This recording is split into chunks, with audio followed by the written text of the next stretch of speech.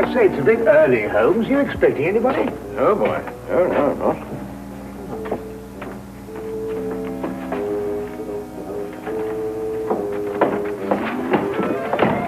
Well, good morning, Mr. Holmes. Oh, am I glad to see you.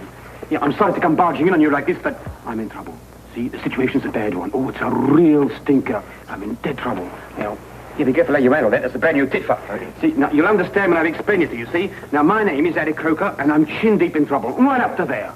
Oh, if my poor old grandmother could only see me now. My name is Dr. Watson. This gentleman is Sherlock Holmes. Yeah, Mr. Holmes, you're the only man who can save me. Now, you've got to do something to save me, see? Everything depends on you see? My life, my career, my future, the lot. Yes, well, it all depends on you, Mr. Holmes. Yes, but what save you from what, Mr. Crocker? Well, if you can find the time, perhaps you'd like to sit down. Yeah, thank you. No. Murder, I'm afraid. What?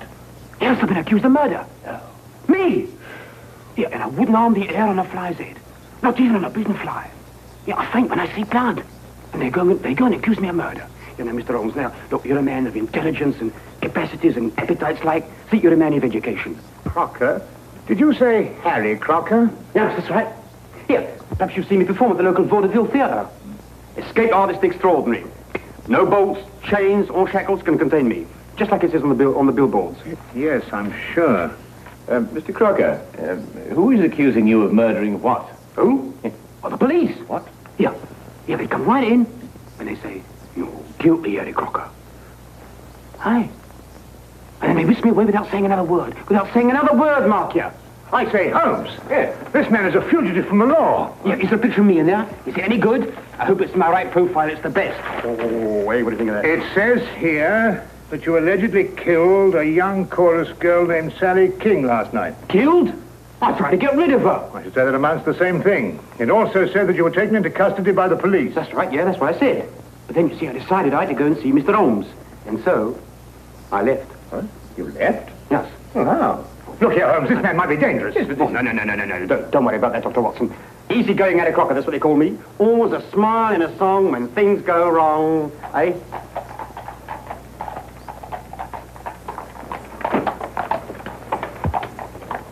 It's the police. They surrounded the house. You're probably after me. I just duck in there for a moment so as not to embarrass you gentlemen. You already have. We're not in the habit of harboring fugitives. I wouldn't dream of asking you gentlemen to do anything that was contrary to your conscience. No, I wouldn't do that. All right, Holmes, you were seen coming in here. You're treading on thin ice. Very thin ice. Oh. And what have you to say to this? I don't really know, Inspector. No, it's not my style at all. But if you really want the owner, he's in that... Thank you, Holmes. I had a bad moment there.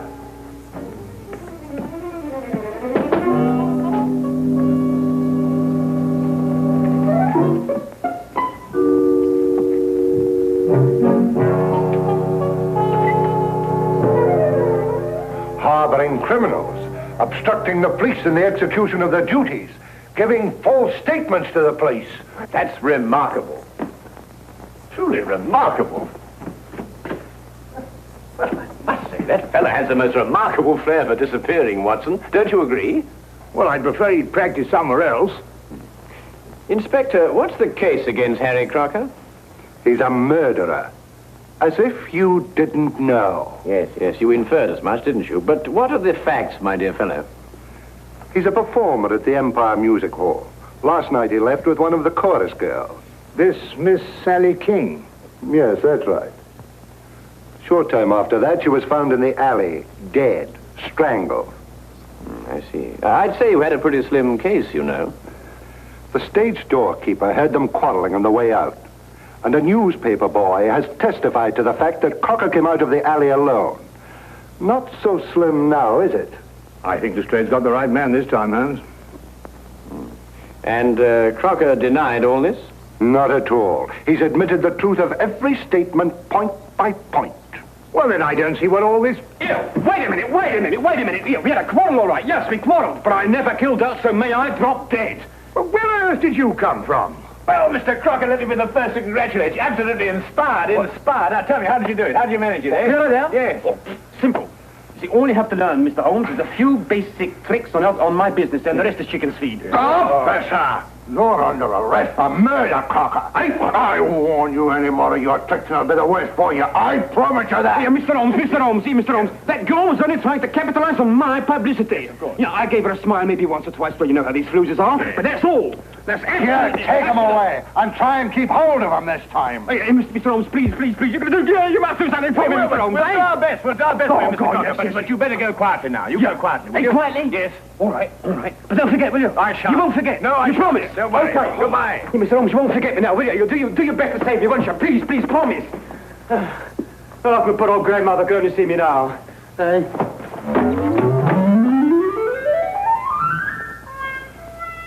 I'm warning you officially, Holmes.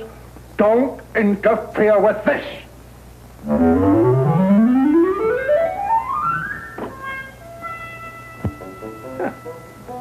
That's really remarkable, Watson. Absolutely remarkable. Have you any idea how possibly he could conceal himself in that closet? Don't push Lestrade too far, Holmes. He's been after your hide for a long time. Yes.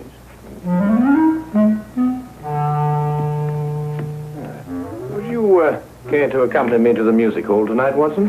Why, are you on the trail of something, Holmes? Several things. First of all, I should like to know why Harry Crocker killed this woman, if he did.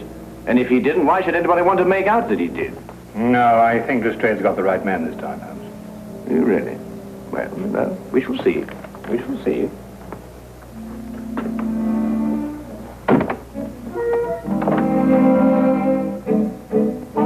Holmes?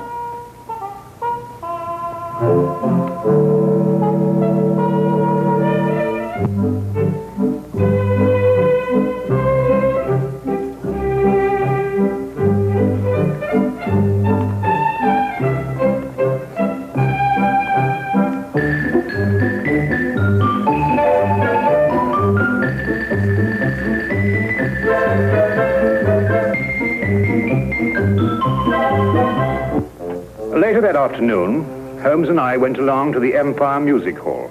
Not to be entertained, mind you, though I dare say the day gave promise of that. We stopped for a moment to chat with the news vendor who repeated the story he had told Inspector Lestrade. He had been standing on that very spot the previous evening when Harry Crocker passed him coming from the stage door exit. Crocker had definitely been alone, and what's more, he'd been in a temper. I must say Holmes did little to break down the fellow's story.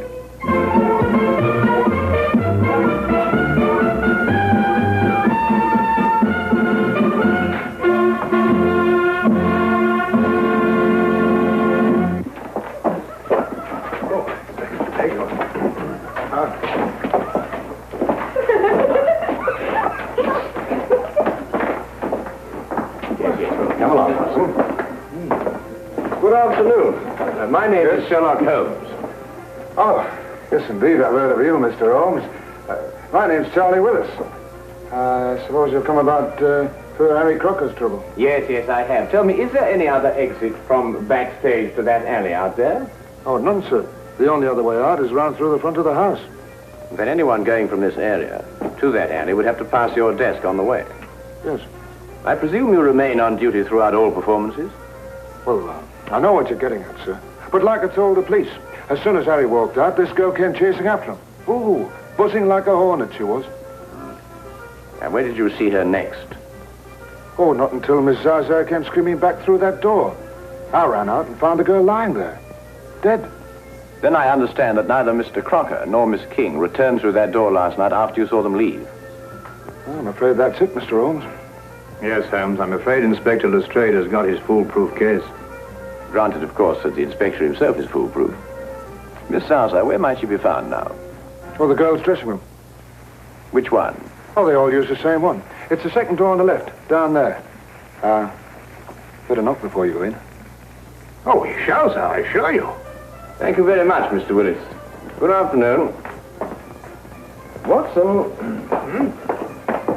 Oh, it's a pleasure to be of service to you, gentlemen. Yes.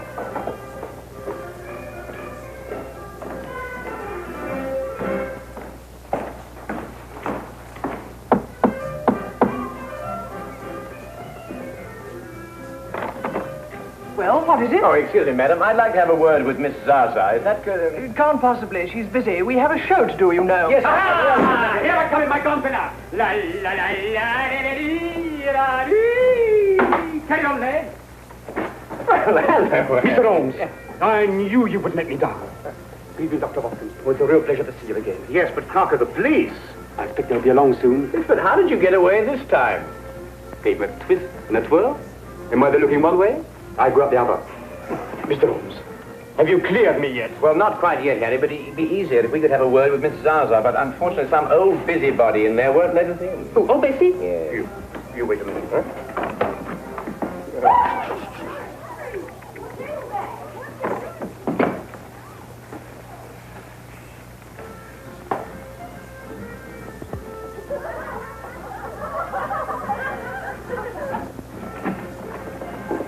Come right in, gentlemen. This is a most uncomfortable business, Holmes. Really, Oh, I beg your pardon. Gentlemen, this is Miss Zaza, singer extraordinary. Now, Fanny, tell Mr. Holmes everything he wants to know. And don't be shy. All right, Harry. What would you gentlemen like to know? Oh, well, we're sorry to inconvenience you, Miss Zaza, but, That's all right. I understand it was you who first discovered Miss King's body. Yes, I did. It was just horrible. One minute she was standing here next to me, right where you are now, Mr. Holmes. I could touch her. And the next, it was just horrible. Yes, of course, it must have been. Then you were here when Miss King came off the stage last night, is that right? Of course. She came in here very angry and in a very big hurry. She tore off her costume. Excuse me. Then she put on her clothes and she ran right out again. I see. Was she in a hurry to meet Mr. Crocker? Was she? I don't want to repeat what she said. You understand. No, of course not. I quite understand. Then, just to be quite certain, she rushed in here to change her clothes, and then she... Put on a locket. Locket? Ah, here he is. Gentlemen! Don't let him get away this time. What do you think you're doing? What do you think you're doing, you, eh? Eh? You let me go. You let me go. What do you think you're doing? Let me go. Here, go. Save me. Here, you're arresting an innocent man. I thought I'd find a bunch of you here together. You'll have a great deal of explaining to do, Holmes. I should be delighted to, Lestrade, but first let Miss Zaza finish what she was about to tell me. What does she know about it? I was only going to say that Sally wore a locket that Harry gave her when we first opened here. She couldn't wear it during the show, but she always put it on immediately afterwards. Locket? What's all this about a locket? A little trinket. It didn't amount to a thing. Did this Miss King wear this locket last night before she left the theater? Oh, yes, always. She said she wouldn't be caught dead without it. Oh. Oh. Did you find this locket on the body, Lestrade? He hasn't changed since last night. We haven't been able to hold him long enough to search. Here, I can explain all this, Inspector. I can explain everything because I'm innocent, you see. I'm innocent.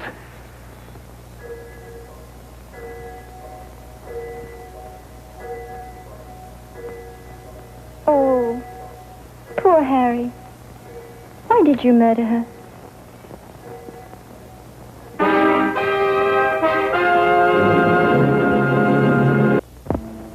And now, we return to the case of Harry Crocker. Don't usually get morning visitors around here, even with police permission. Here's the little lady. I see. And the clothes she was wearing, have you got them? Yes, sir. Won't be a minute. Thank you.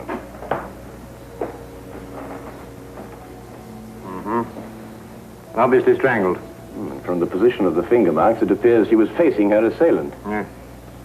Yet her fingernails, which are rather long, show no signs of a struggle. I don't follow you, Holmes. Holmes! Ah, did you see what you did? You didn't try to fight me or beat me off. You merely pushed my hands away. Yes, that's right. Why? Well, I didn't want to strike you. Why? I didn't want to injure you. But I was choking you. I didn't take that seriously. Exactly. Well, what do you mean? Well, you didn't take me seriously because you know me too well. But say my attack had come at the end of a savage argument. Well, that would have been different. Ah, now you're getting to it, Watson. By Jove, Holmes, you mean that the girl in Crocker had a savage argument, she'd have clawed his face? Yes, but she didn't.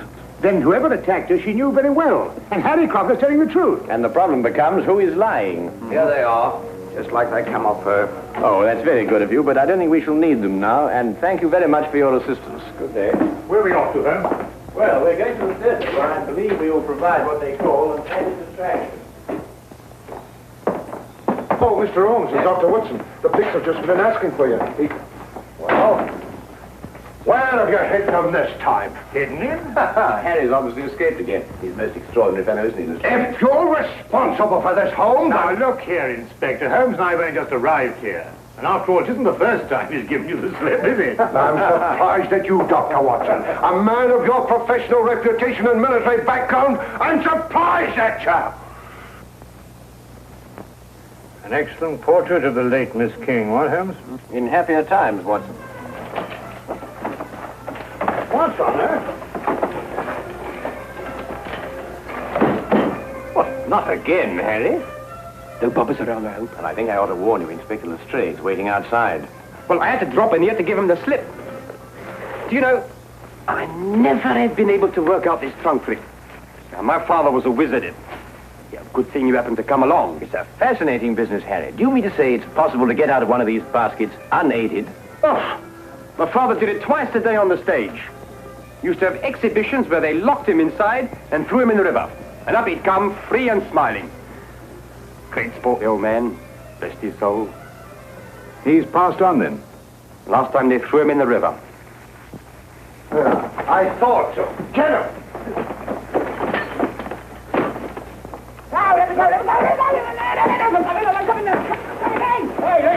Hey, let me go. Here, what are you doing? Here, come on, here, what are you doing? I'm an innocent man, I am. Here, what are you doing? Here, listen, please. You're gonna believe me, I'm an innocent man. I never killed that girl, Inspector.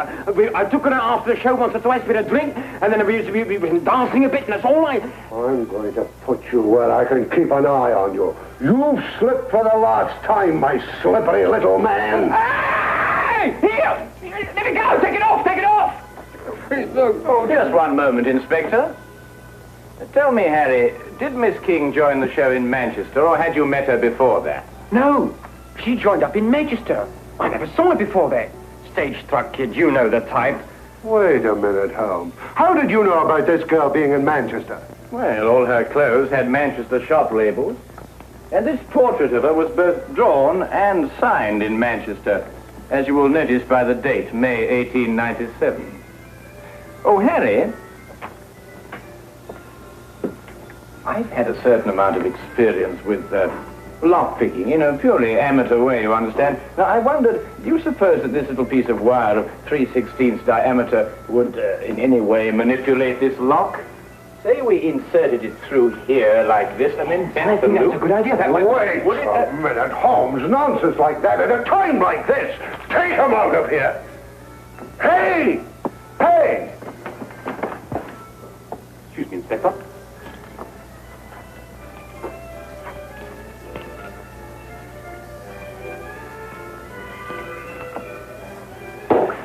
Here, hold on to him, see? No, not like this. No, like this. With both hands, you understand? With both hands. No. Hey, Mr. Holmes!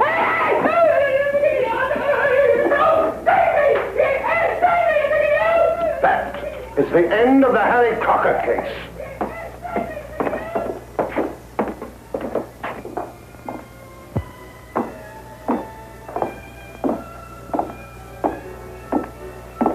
But Holmes, I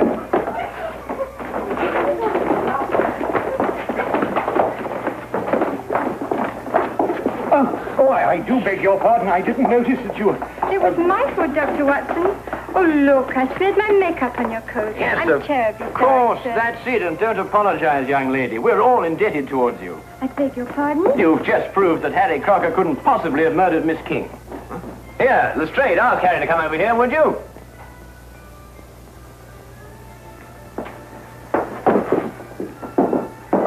What do you want now, Holmes? Well, let's settle that. So now, Harry, perhaps you'd run through that trunk escape for me, eh? Oh, no, you don't, Holmes. This is far from settled. I must say, Holmes, that even I find it difficult to follow your reasoning. You do, Watson? About what?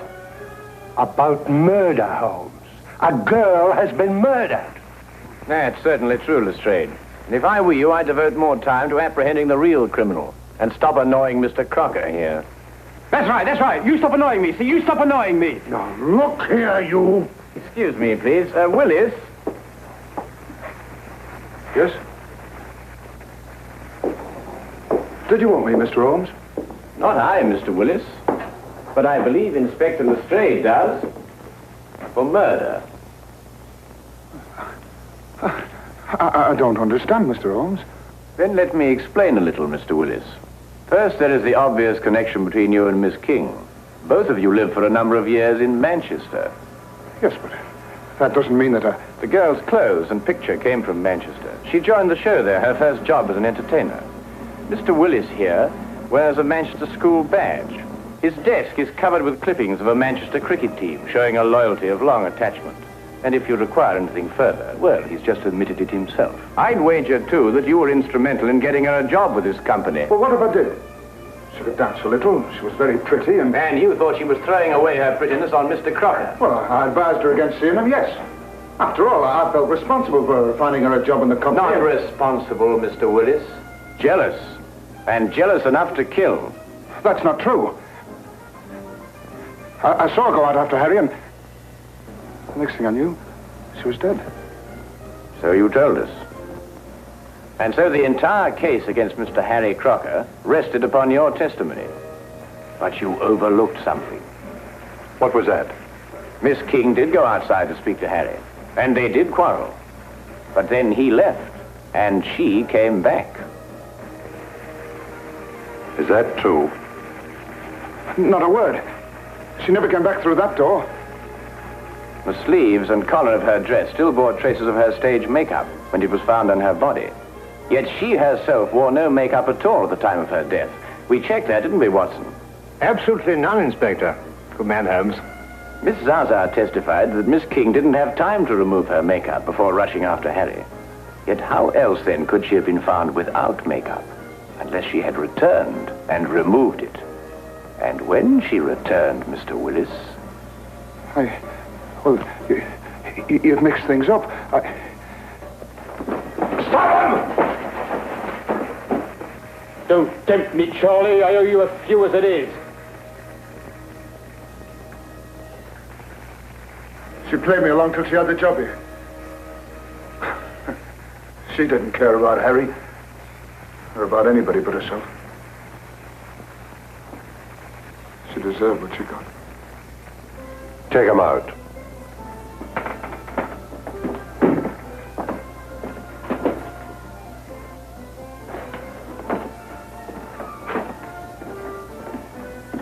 Holmes, now where's he gone? Right. I don't know. Well, listen.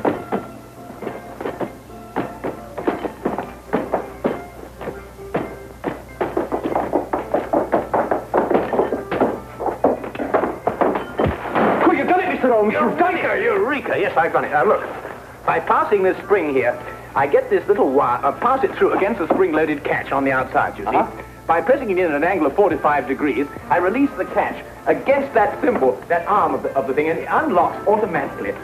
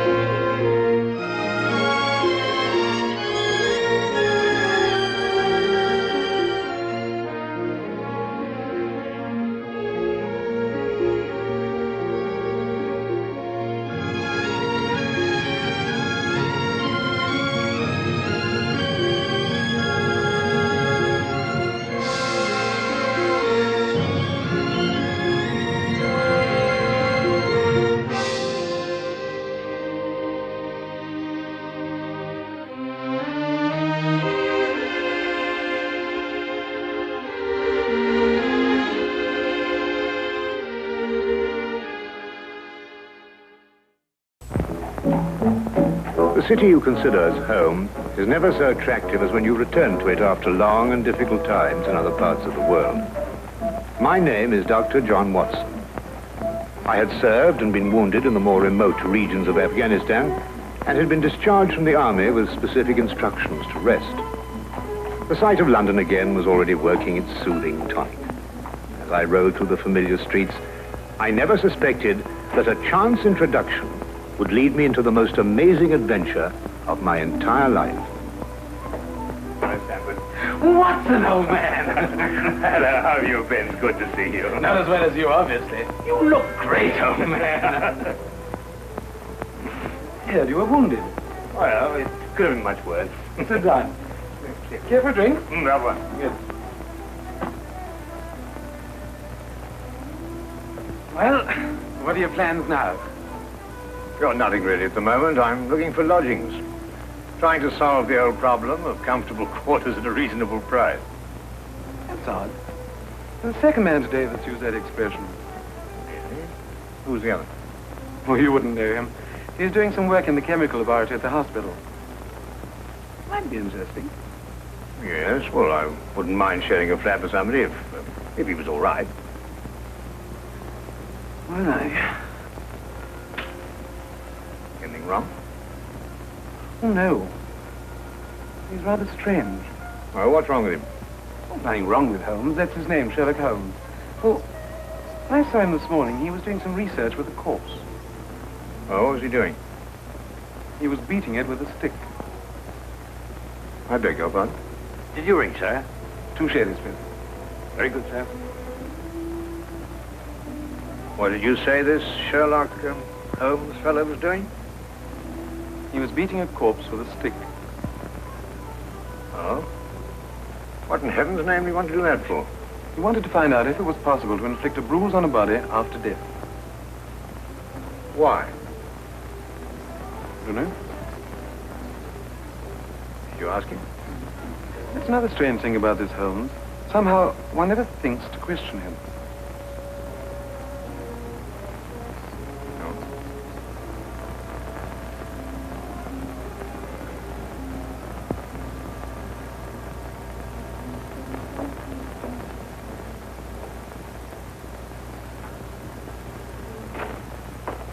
It works. It really works. You realize you've just entered the greatest chapter in the history of forensic medicine. You're Dr. Watson. Yes, I am. What works? Foolproof test for hemoglobin. You realize what this means, of course. No, I don't. You must be Sherlock Holmes. It will create a revolution in criminal investigation. Yes, I'm Holmes. How did you know I was Watson? Because you've just come back from Afghanistan. How do you do? How you do? How did you know I'd just come back from Afghanistan? Well, it's written all over you. The problem has generally been that a man is suspected of a crime months after the crime is committed. Then when they find bloodstains on objects of clothing, they can't be sure if it's blood, mud, or rust stains. But this solves the whole thing, of course. Oh, of course. Of course. Stamford told me you're looking for someone to share a flat you'd found. You know, if this test had been in existence a year ago, it would have meant that von Bishop of Frankfurt would most certainly have been hung. And that goes for Mason of Bradford, Muller, and O'Fay, naturally. Naturally. Who are these people? Did you know, I'm delighted to meet you, Watson. I think you'll like the flat. It's in Baker Street, by the way. Or we could pop round this afternoon and have a look at it if you care. Yes. Oh, yes, rather. I'd like that. Good. Did you mind if I play the violin? No, go right ahead. No, I don't mean now. I mean when we're sharing the flat. Oh, no, of course not. I like a bit of good music. Oh, good. I'm not very good. Oh. Tell me, Holmes. Yes. How did you know I just got back from Afghanistan? Well, it's obvious. Now, that's what you said before. It isn't a bit obvious. You're a doctor, that much we know. But with the air of a military man, therefore an army doctor. You've acquired a sunburn. I know it's not your natural color because your wrists are white. Your eyes tell me that you've recently been ill. I'd say some sort of tropical fever. You use your left arm stiffly as though you've sustained a wound. Now the problem becomes, where would an army doctor have contracted a fever, sustained a wound? The answer, my dear Watson, is in the present campaign in Afghanistan, naturally. Naturally. Of course, it's obvious. Naturally. We examined the rooms at 221B Baker Street that afternoon and promptly moved in on the following day. I had, at this point, known Sherlock Holmes for only 24 hours. But the man's fantastic powers of perception, coupled with the almost unpredictable personality I'd ever encountered, kept me in a state of constant surprise when I wasn't being shocked. It was unbelievable, the things he knew and the things he didn't know. Now, really, my dear Holmes, you mean to tell me you didn't know that the Earth moved round the sun? Really? But every schoolchild knows that. Well, now I know it, too. And I shall promptly proceed to forget it. But why? Yes. Why? Why should I remember it? Well, because it's a natural phenomenon. Well, is it important? Does it affect us? If you told me the Earth went round the moon, would it make any possible difference to our way of life? Well, to put it that way, no. Then it's useless information, and I shall do my best to forget it. I advise you to do the same. At times, I thought the man was joking and simply having a bit of fun at my expense. But I soon learned that he was in dead earnest. I also, unknown to him, made a brief classification of the man's knowledge. Literature? Nothing. Philosophy? Nothing. Astronomy? Nothing. Politics? Disinterested. Botany? He knew everything there was to know about poisons and absolutely nothing about practical gardening. Chemistry? Profound. Sensational literature? Without question, Sherlock Holmes knew the details of every horror perpetrated in the last 100 years.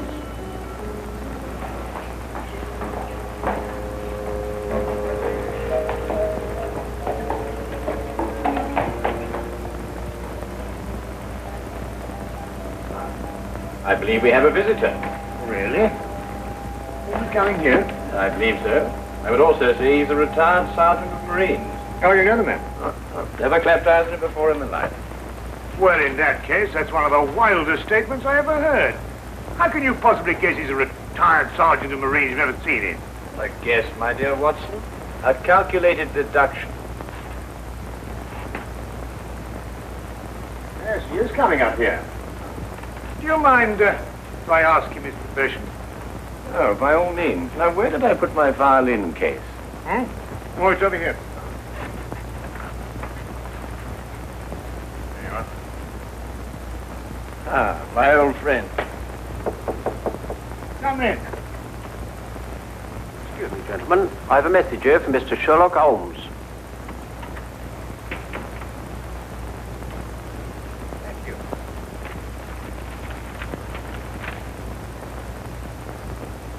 Excuse me. Sir? Do you mind telling me your occupation?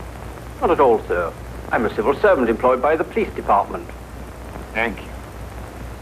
I just wondered. Not at all, sir. How long have you been with the police department? Just a year, sir. Before that, I was a sergeant in the Marines. Good day, gentlemen. How did you know?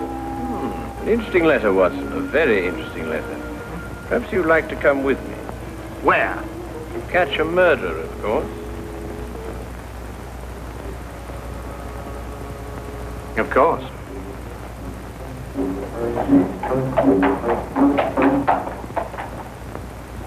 How did you know that that man was an ex-sergeant of Marines? Who? A messenger from the police. Oh, yes, the retired sergeant of Marines. That's what I said. Well, there's nothing mysterious about such observations, my dear Watson, but unfortunately when explained, they lose their romantic order of mystery. My decision was based on observation and logical deduction. The man had a large anchor tattooed on the back of his hand. This was visible from our window. I admit I didn't notice it at the time, but since you mention it, I think there was an anchor. Oh, there was indeed. He also wore regulation sideburns and had a slight nautical roll. Thus I judged him a Marine. Oh, guess, I grant you, but only a refinement of guesses one makes every day. Don't be so disgruntled, Watson. Test your own powers of observation. We are entering the perfect situation. Oh, what are we entering? A house that holds a murdered man.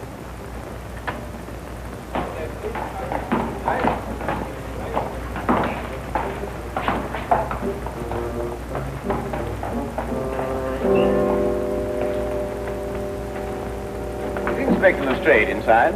Yes, sir. May I have your name, please? Yes, Sherlock Holmes. This is Dr. Watson. Oh, that's quite all right, sir. Inspector Lestrade gave instructions to admit you. Oh, good. Oh, by the way, has the body been removed? No, sir, but the medical examiner's just gone. Oh, thank you. Let's hope they haven't moved things about too much. The police forces of the world seem to have an organized science of messing things about. Oh, I wouldn't say that, Holmes.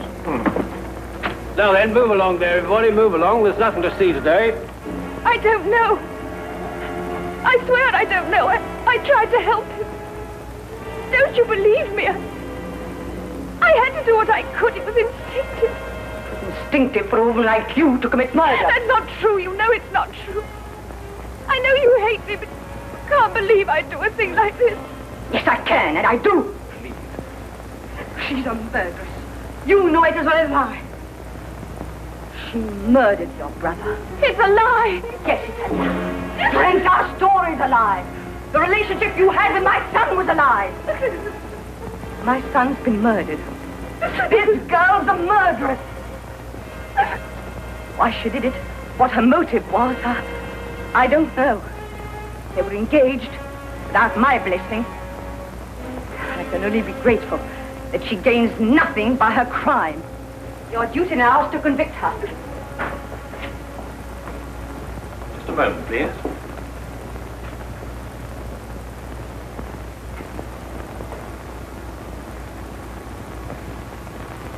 Notice the angle of incision, Watson. Yes. Well, the force of the blow and the general penetration of the upper region of the chest. How long would you estimate before loss of consciousness? Well, it's difficult to say. 30 seconds. Minutes? Oh, between the two. I see. And death? Shortly thereafter. 2 minutes? 3? 3 or 4, I'd say. Thank you, Watson. Well, I take him out. Ah, forgive the interruption. I would prefer to have been invited before the body had been moved. I thought you'd be interested, Holmes. Oh, thank you, Lestrade. Well, may I introduce my friend, Dr. Watson, Inspector Lestrade of Scotland Yard? How do you do? How do you do? So you're completely stuck, eh, Lestrade? What do you mean? Well, you thought I'd be interested. Why don't you admit it? You're in a jam. Magnificent cabinet work, don't you think? What you say isn't exactly true, Holmes. I've done you a favor. This is an interesting case. Of course, there are 1 or 2 unexplained details, but I don't believe it'll be long before we're What's clear. your principal problem? There's no motive. I found this girl with a knife in her hand. My brother lying dead on the floor. I found Peter on the floor. I tried to help him By stabbing him? by removing the knife. Anybody would have done the same thing. I love him. Oh, my dear young lady, there's no cause for you to alarm yourself. No one's accusing you of what happened. This would be a clear-cut case if only she had a reason for murdering me. There happened to be a policeman outside the house during the murder, and he said that no one came in except her. Well, what about the others? Who benefits by her death? Well, no one. The estate was left in such a way that if he died before he married, everything went to charity. My dear Inspector Lestrade, he didn't die before he married. This young lady and the man whose body was carried out of here have been married for at least a week. In the event of his death, I imagine everything passes to her. And now we return to the case of the Cunningham heritage. How did you know they were married? Weren't you?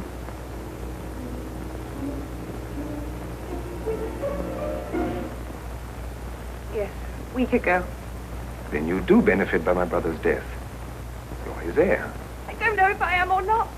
I only know I didn't kill him. I swear I didn't. Where were you married? We went down to Brighton last weekend.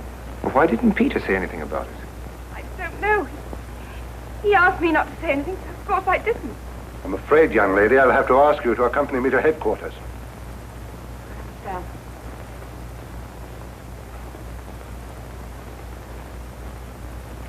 Excuse me, Inspector, I think I should tell my mother. Oh, yes, of course. Tell me, Holmes, how did you know they were married? Well, the man's hands had the remains of a sunburn and the fading marks of a narrow ring, but not as yet that indentation of the finger a ring generally leaves. A weekend in the sun at Brighton explains the whole thing perfectly. I didn't notice these things. Yes, I know. The young lady's hands were also sunburned, and to the same degree. Then the case is solved. Yes, it would appear so, wouldn't it? What are you looking for? Now, do you see that? What? Here, use this. Why, that's only the cut in the carpet. Yes, but it's a fresh one. Yes, but what does it mean? That's a good question. We'll stop looking for clues now, Holmes. Oh, you've solved the case then? Completely. Oh, splendid. Seems this girl had a record. 9 months in the woman's prison in Holloway, from the 21st of February 1892 to the 21st of November 1892. She was employed as a governess and convicted for stealing £300 from her employer. It's quite true. I knew you'd find out sometime. I made a mistake 5 years ago, but I paid for it. But Peter knew all about it before we were married. I never tried to hide it from him. You didn't know what else you had in mind. I had nothing else in mind except that I loved him. I'm afraid I must ask you to go with the office on this. Rather, madam.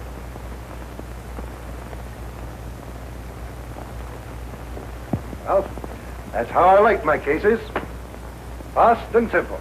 Oh, you must tell me some more about it. Well, there's nothing to tell, really. Her story was that Peter asked her to call here at 10 sharp. She arrived, found the door open for her, came in here and found him writhing on the floor with a knife on his chest. She screamed, pulled it out. Just then, Brother Ralph walked in. Peter died without saying another word. So she stabbed him for the inheritance and was caught in the act. Simple. Well, falling off a log. Couldn't be simpler, could it, Watson? Well, I still think it's a tragedy. Yes, but my job, Dr. Watson, we run up against it all the time. Yeah? No, thank you. Well, I suppose you've had some amazing adventures. Yes, but one learns to have a real philosophy of life and get a good perspective. Yes, I suppose. But just the same, I think it's a pity. Just another case of a clever girl being too clever. For a clever girl who intended to murder her husband, he certainly chose the most stupid possible way to commit the crime. What was that? Well, what's this? Checkbook. Oh, amazing deduction, Lestrade. Look. So Peter Cunningham drew a check for £1,000. 6 weeks ago. And 5 weeks ago. And 4. And 3. And 2. And that's all. Well? They're drawn to cash. Well, I don't get your point. He was a very rich man. Well, it's a great deal of cash. It was his own money. I suppose he could do what he liked with it. You may have hit the proverbial nail, Lestrade. Now, look here, Holmes. You're trying to start something that just doesn't exist. Oh, do you think so? I have a great deal of respect for your opinion, Holmes. But your trouble is that you can't leave things alone. If there isn't a mystery, you have to make one, or you're not happy. You're right, I'm not happy. There are marks on the carpet indicating a struggle. The man whose body was carried out of here was over 6 feet in height. If he had struggled with the girl who had left here, I don't think he'd have lost. She surprised him. Oh, but he was expecting her. That's her story. I'd say she sneaked up on him. What, had stabbed him in the chest? How do you sneak up on someone and stab him in the chest, Lestrade? Now, look here, Holmes. You're trying to start something, and I just won't stand for it. That girl's a jailbird, and she's guilty, and she's going to hang. And that's the end of the case. I see Inspector Lestrade is up to his usual mental gymnastics, trying to hammer square pegs into round holes. Well, Lord, it's been a great pleasure meeting you, Inspector. I warn you to keep away from that man, Holmes, or you'll be insane in less than a week.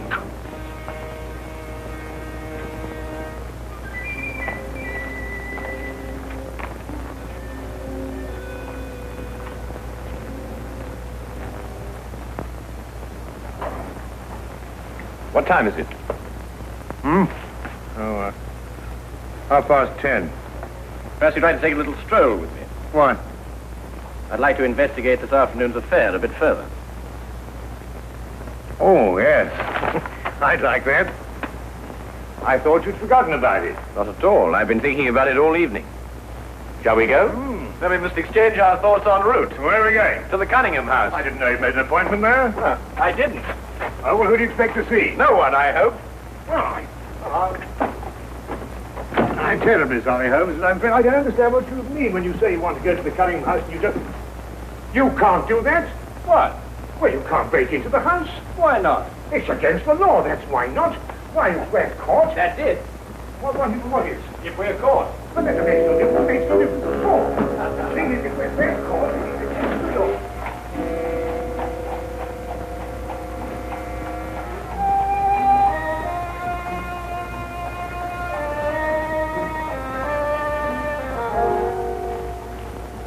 Quickly now. But look, Holmes, we can't keep it. Come on.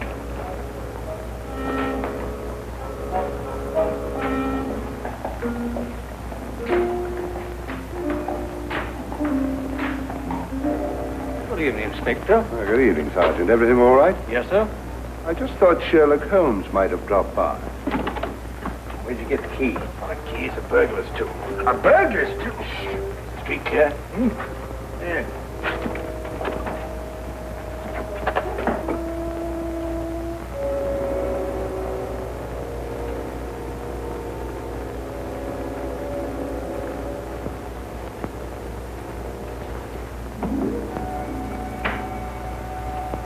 How do you know he's out? Because I had a spy watching the house. Go through that cabinet. What am I looking for? Oh, papers, bank statements, anything to indicate passage of money from Peter Cunningham's account. Go on.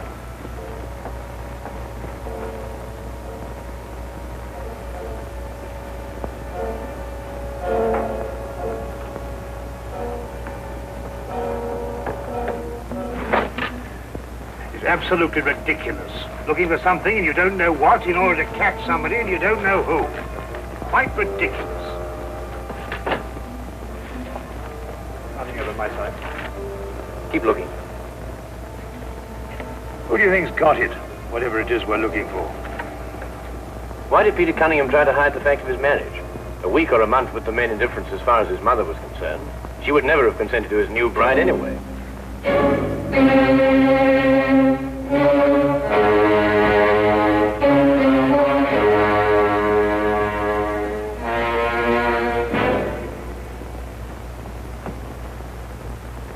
He married her to prove to me that my blackmail wouldn't stop him. And then he withheld the fact in order to give me 1 week to clear out of the country before he exposed me. The money he paid you went to buying up your promissory notes. I was being pressed, Mr. Holmes. My brother's engagement to a jailbird gave me a perfect opportunity to extract a little money from him. In fact, if he hadn't been such a bullhead, it would have gone on for quite some time. A jailbird, as you put it, makes the perfect murder suspect. Perfect, Mr. Holmes. And you and Dr. Watson make perfect burglary suspects. When I report your death to the police, they can't possibly blame me for defending the sanctity of my home.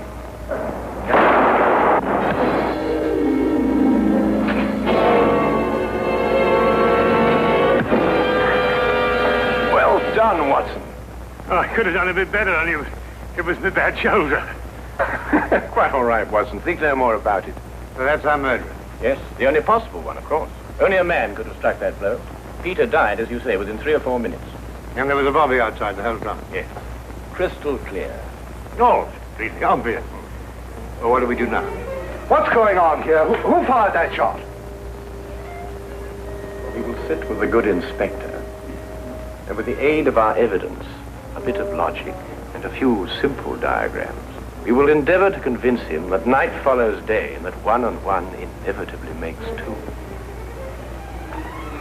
How did you two get in here anyway? Now, Inspector, calm yourself, calm yourself. Come, sit down. Now, there's a good friend to sit right here. Now, you see, we have a great deal to talk about.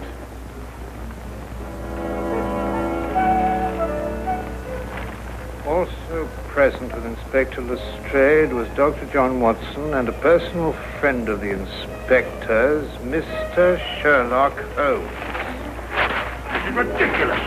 It's fantastic. This isn't the way it happened at all. This will revolutionize investigation, Watson. This whole account is a lie. Fingerprints, Watson. That's the coming thing. Oh, nonsense. What are you going to do about this? A bit more research. Here, give me your fingers on this sheet of paper. Oh,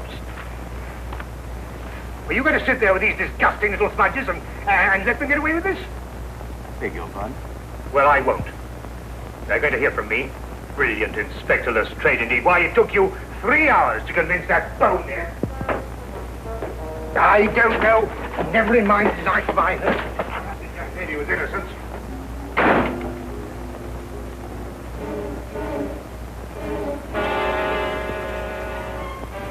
Oh. I wonder if he got more than a shoulder wound in Afghanistan. Oh.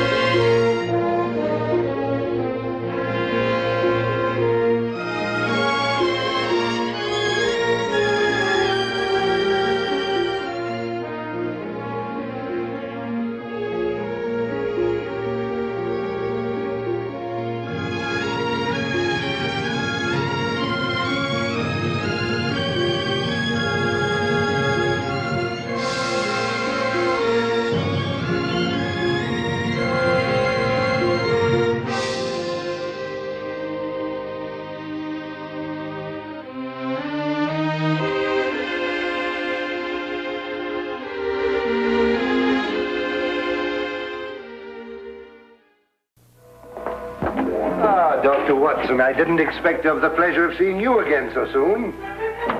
Will you kindly read that? What is it? Read it. Oh. Yes, sir. Oh. I think it's disgraceful, sir. Absolutely disgraceful. What?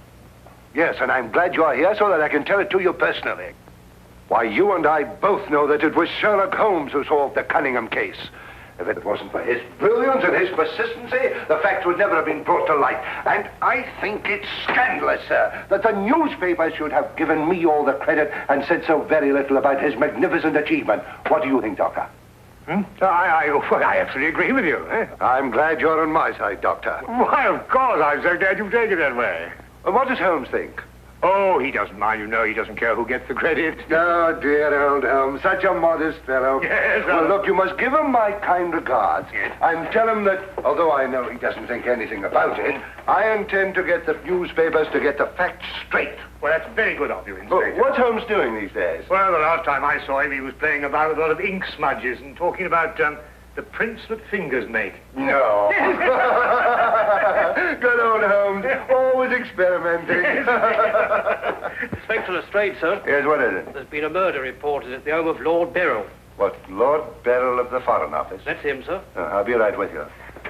Excuse me, Doctor. Yes, of course. Lord Beryl. This is going to be a tricky situation to handle, what with the Foreign Office and who knows what else. Yes, indeed. Can I be of any assistance? I don't think so, Doctor. Oh, perhaps as a medical man. Mind you, I don't know what to expect, but I think you would be of invaluable assistance. Say no more. Here's the address, sir. Your carriage is waiting outside. Oh, thank you very much. Perhaps you'd care to acquaint Sherlock Holmes and what has happened. Well, I don't know. I don't know myself what's happened. As you said, the people involved make this case rather delicate. Perhaps a little suggestion now and then might help facilitate matters. One never knows. Yes, you're so right. Take a message to Mr. Sherlock Holmes of 221 Baker Street. 221B. Yes, of course, 221B Baker Street. Tell him what has happened and drive him to Lord Beryl's residence. Yes, sir. And tell him Dr. John Watson is already there. The flat's the first floor up. Yes, sir. Very good, sir.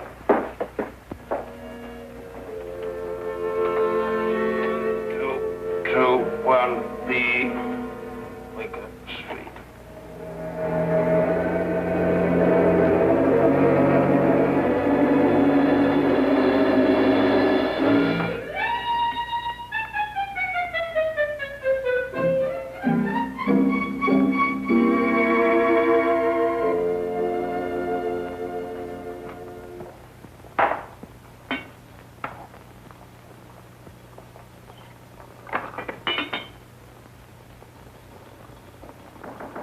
Come in. Excuse me, Mr. Holmes. Yes? I have a message for you, sir. There's been a murder committed at the home of Lord Beryl. Inspector Lestrade and Dr. Watson have already gone there. Thank you. Would you care to have some tea? Some tea, sir? Yes. Is that what you're making? Oh, come along. Come and have a look at this. I'm working on an extract from a special series of pygmy poisons. Oh, very interesting, sir. Tea? Well, yes, I don't mind if I do. You take milk? Yes, sir, please, sir, if I may. Splendid. Sugar? Thank you, sir. Where did I put that sugar? Ah, that's it. This way. Here. Help yourself. Thank you, sir. So.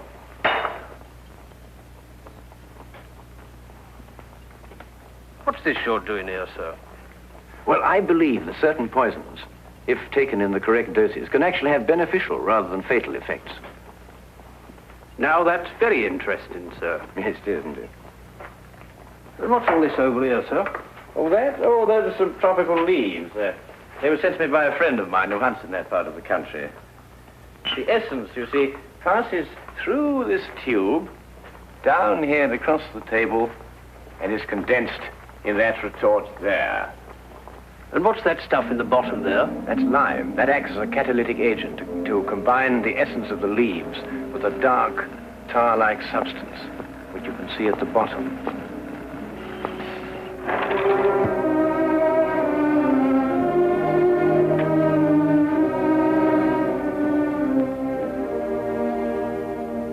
Inspector Lestrade, I demand to see my wife. You've kept me waiting half an hour, and now I should like an explanation. Of course, you're entitled to one, sir. You know that Karl Oberstein was murdered in your study. I was informed of that, and it is a tragedy, of course. But I still don't see that is... Lord Beryl, your wife has confessed to shooting him. What? That's why I couldn't allow you to see her. We were taking her statement.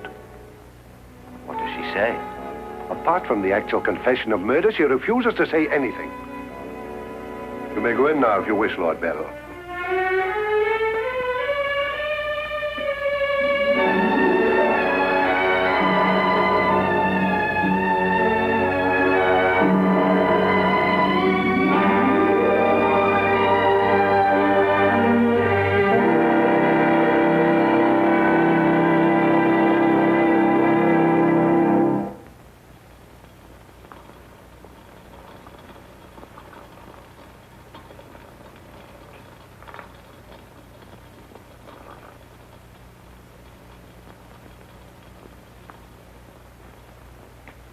What's that you're putting in now, sir? Well, it's a form of acid dye. Yeah. That's all right. Oh, where have you two been all the afternoon? Didn't the sergeant tell you? Oh, yes, I remember. There was a murder somewhere. Was it interesting? No, Mr. Doyle. Uh-huh. Well, Lestrade, come and have a whiskey and soda. Whiskey and soda, Lestrade. Oh, I don't know. I'll be off duty in 5 minutes. Yes, I think that'd be all right. Neat for me. Well, sit down if you can find yourself a place. There you go. yes, well, I think we can leave that to Doyle for a little while now. Now, gentlemen, what's the problem? Who was murdered? A man named Karl Oberstein. Oberstein. Oberstein. Oh, yes, I remember. An Austrian chap. He was originally, but of course, for a number of years, he's been a freelance agent. Mm-hmm. Buying and selling anything he can get his hands on, eh? But his hands in a bit too much this time. Lady Beryl shot him. Holt Smith, 38. Oh, really? It was a nasty bit then. I examined the body before it was removed. Entire back of the head gone. Instantaneous death, of course. Did you find the bullet? No, the police surgeon will do that. It hadn't come out. Yes, and that shot in the back of the head removes any possible chance Lady Beryl may have had of claiming self-defense. You're off duty now, aren't you, Wilkins? Yes, sir. You may go home. Thank you, sir. It's been a pleasure working for you this afternoon, Mr. Holmes. Like to know how it all turns out. I'll let you know. Thank you, sir. Good afternoon, sir. I feel sorry for Lord Beryl. There'll be quite a scandal when this appears in the papers. Yes, there certainly will be. I wonder why Lady Beryl lied to you. What nationality was Lady Beryl originally? Well, she was born in Austria, although she was brought up in America. She's been here in England for the past 5 years, since her marriage, you know. It's a shame a woman like her has to remain in prison. Still, she might decide to tell you...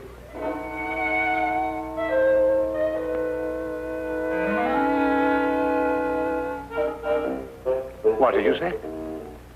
I beg your pardon? What did you say just now? I didn't say anything. Oh, yes, you did. You said, I wonder why Lady Beryl lied to you. Oh, that. Yes, what did you mean? Nothing, except, of course, that Lady Beryl didn't shoot this chap Oberstein at all. But she confessed to it. Nonsense. She didn't shoot Oberstein because Oberstein wasn't shot. His head was bashed in with a blunt instrument. The revolver you claim was the murder weapon actually belonged to Oberstein. She found it lying by his side and pretended she'd done it in order to shield her husband. She's no more guilty than you two are. Would you hold that like a good fellow, please? Would you please repeat that? Of course, it's as plain as a... Here, would you mind holding that? Oh, well, it's not plain to me. Well, you told me that Lady Beryl confessed to shooting Oberstein. But Oberstein wasn't shot. Just because you find a man with the back of his head shattered and a gun lying by his side is no reason to assume he's been shot. Thank you. You also assumed that the bullet had lodged in Oberstein's cranium because it hadn't emerged through the front. Now, any student of elementary ballistics knows that the greatest damage to the skull is on the opposite side to which the bullet entered. The point of entry is always clean. But the gun we found was an Austrian gun, and Lady Beryl is an Austrian.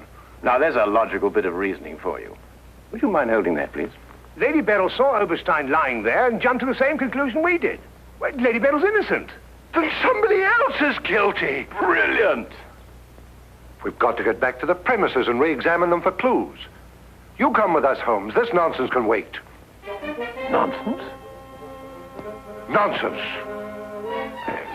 Nonsense? Did you say nonsense? I'll have you know, Inspector Lestrade, that if the law enforcement agencies of this country were a little, an infinitesimal amount more advanced than ancient Neolithic man, I would not have to be doing the basic research work that will in time benefit police bureaus throughout the earth. You may have a point, Mr. Holmes. A point? The only point is human, of which there is a paucity in the halls of our defense of the public. So do you really think? I certainly do think that. I'll tell you a few other things, Inspector.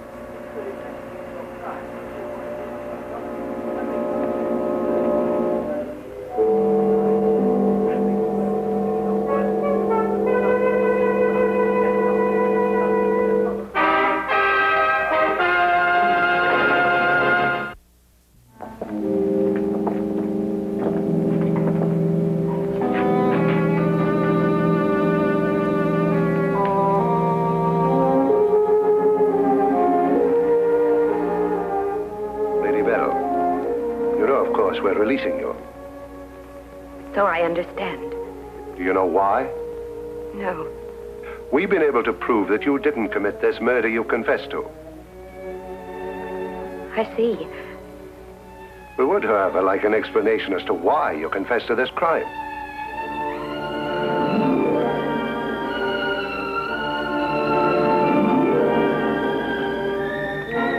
I prefer not to explain my actions, Inspector.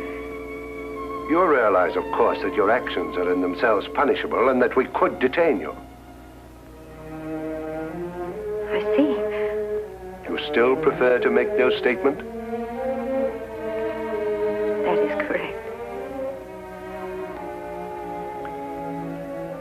Very well, Lady Beryl.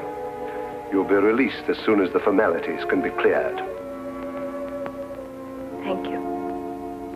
Human beings lie to gain, to cover, or to protect.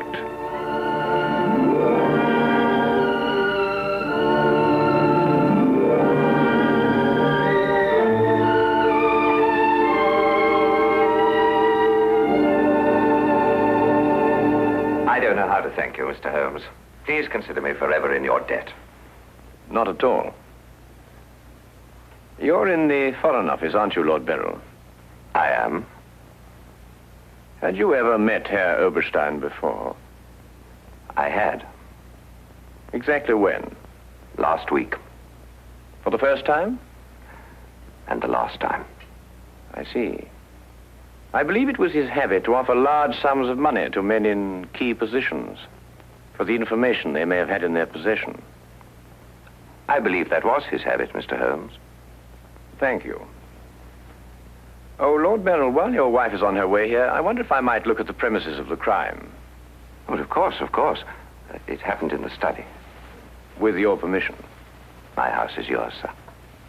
Thank you.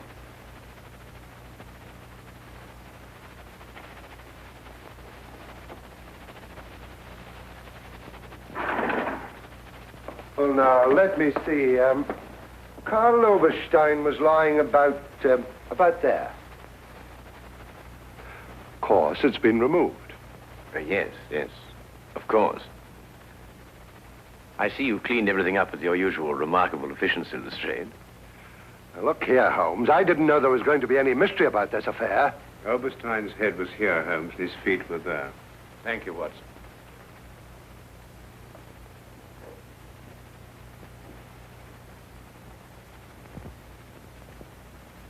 Where was the gun lying? To the left of the body. Nearer the head or the feet? Nearer the head. Was Oberstein face up or down? Face up. I had to turn him over to examine him. Has there been any effort made to gain forceful entry into the house? None was reported. What? Lord Beryl, do you use glasses when you read? Yes, I do. These. Are they your only pair? Yes. Who first discovered the body? I believe my secretary. Is he here? Yes. I'll call him. Thank you.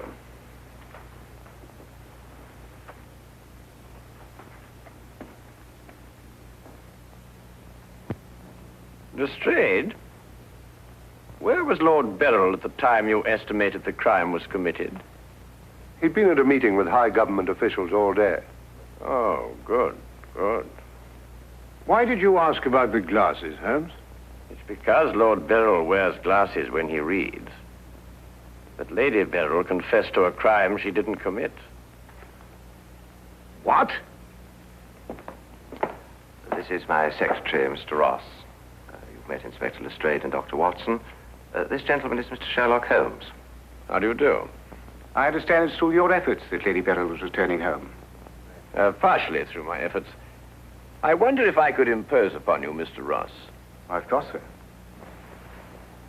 Would you mind taking these sheets of paper and roughly outline the position in which you discovered the body? Outline it in scraps of paper. If you would be so kind. Why, of course. What's the purpose of that? How many men have you on the premises, Lestrade? 2 outside. Why? Good, good. I wonder if you'd mind taking them into the garden behind this window and making a thorough search of the premises for a radius of 30 feet. Looking for what? Anything that doesn't belong in a garden. Are you serious, Holmes? Completely.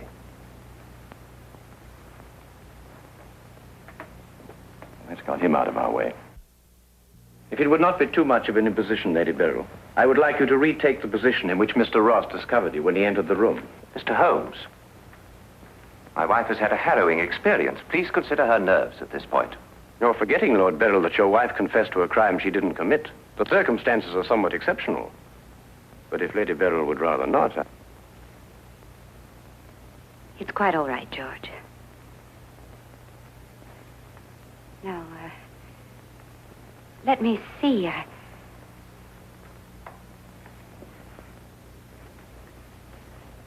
was standing here. Exactly there? I believe so. Mr. Ross, are you quite certain that that is the position in which Lady Beryl was standing?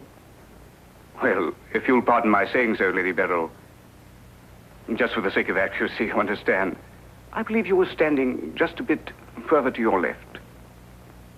A little to your left, Lady Beryl. Like that? Yes, I'd say right there. Good. Now, Lady Beryl had a revolver in her hand. Mr. Holmes. That is correct. In which hand? My right hand.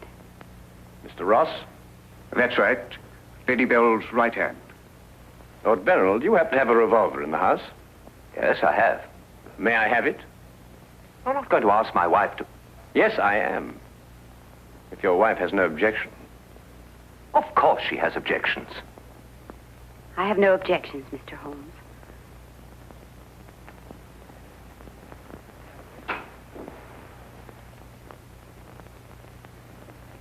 Ah, excellent. A 38 caliber. Do you notice, Watson, that it's patterned very closely after the Schmidt-Holtz, the revolver in question? Lady Beryl, is that the way you held it? I believe so. Mr. Ross? Yes, it was like that. Mr. Ross, I'd like you to think very hard. A great deal depends on what you're going to say now. As far as you can remember, that was the position of Herr Oberstein's body? Yes. And where in relation to Herr Oberstein's body and Lady Beryl were the broken eyeglasses? Over there. There? Yes.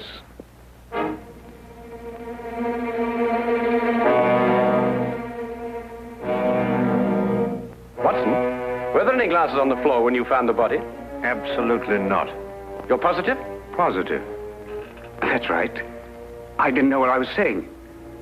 There were no glasses on the floor at all.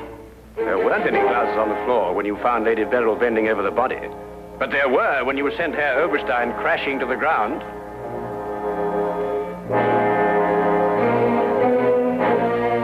Before you run, Mr. Ross, look at Lady Beryl. I don't understand this, Mr. Holmes. Oh, very simple, really. Herr Oberstein approached you with an offer to buy Foreign Office secrets. You threw him out. Then Ross contacted him, prepared to sell him the secrets. Well, there's nothing missing from the safe. Of course not. If you sold anything, you'd have been found out. Herr Oberstein came here expecting to buy. You opened the safe, showed him the papers he wanted. He put his glasses on to examine them. And then when he paid you, you smashed his skull in. He fell, breaking his glasses. His revolver dropped from his pocket. Then you replaced the papers, pocketed the money, and left. It's a lie. Why, you filthy. The unfortunate point occurred when Lady Beryl discovered the body. You read the evidence incorrectly. I thought the gun was my husband's. Similar, but not the same. And the glasses. A very common variety of frame. You gathered up the pieces, except a few fragments, and threw the frames away. Yes. Then you lied to protect your husband. Yes. Nina. Brilliant, Holmes. Absolutely brilliant. Thank you, Watson.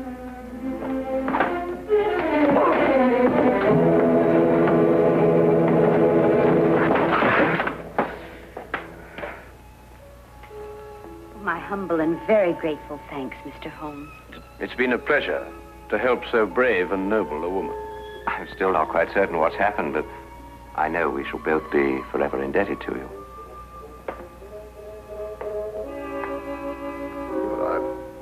Searched the whole garden, Holmes. Couldn't find anything but this old pair of glasses. They're broken at that.